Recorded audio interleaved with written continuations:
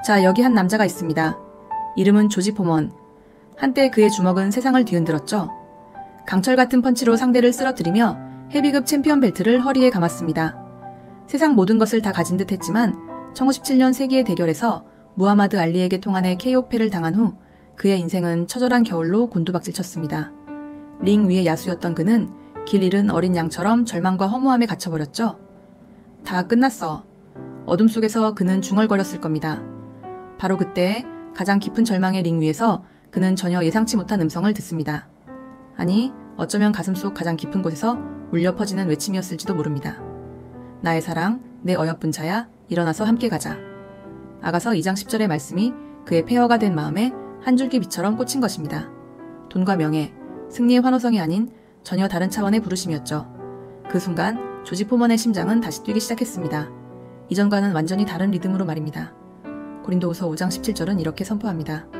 그런즉 누구든지 그리스도 안에 있으면 새로운 피조물이라 이전 것은 지나갔으니 보라 새 것이 되었도다. 네, 그렇습니다. 조지 포먼은 이전의 자신을 링 밖에 던져버리고 완전히 새로운 라운드를 시작했습니다.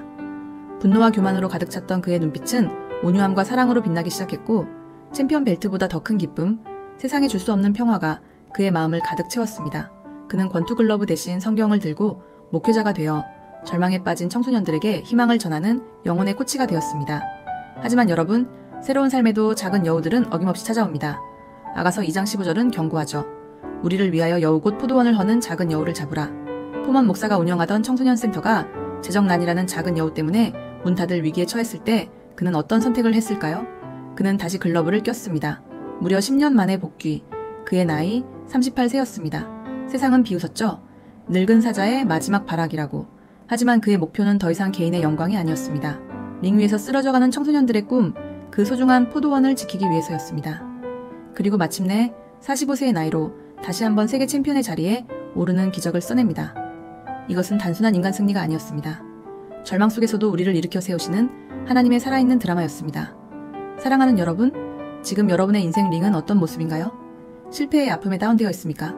관계의 상처로 코너에 몰려있나요? 아니면 세상의 차가운 시선이라는 작은 여우 때문에 소중한 꿈의 포도원이 망가지고 있지는 않으신가요? 괜찮습니다. 넘어져도 괜찮습니다.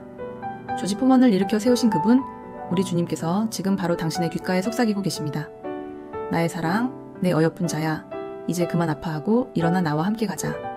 그분의 따뜻한 손을 잡으십시오. 절망의 카운트다운을 멈추고 인생 역전의 공을 울리십시오. 아멘.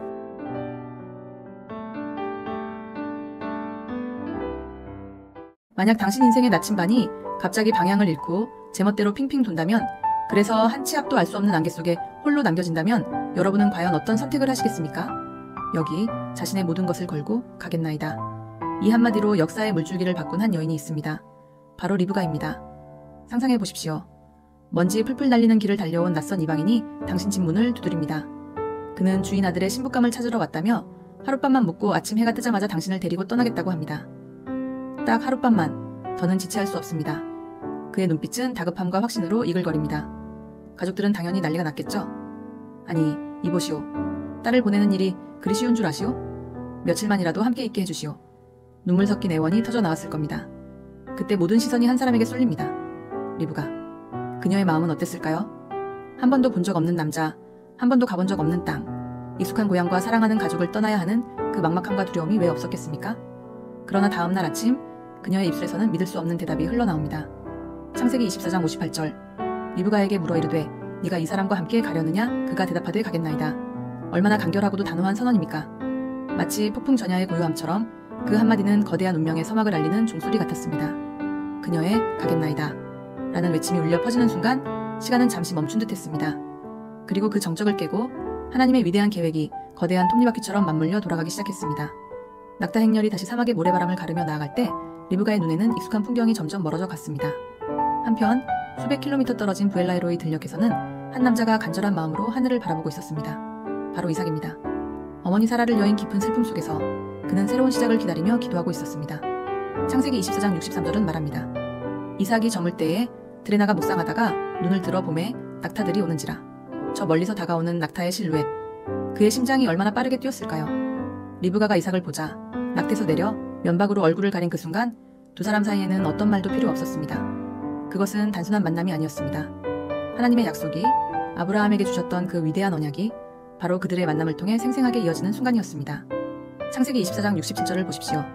이삭이 리브가를 인도하여 그의 어머니 사라의 장막으로 드리고 그를 맞이하여 아내로 삼고 사랑하였으니 이삭이 그의 어머니를 장사한 후에 위로를 얻었더라.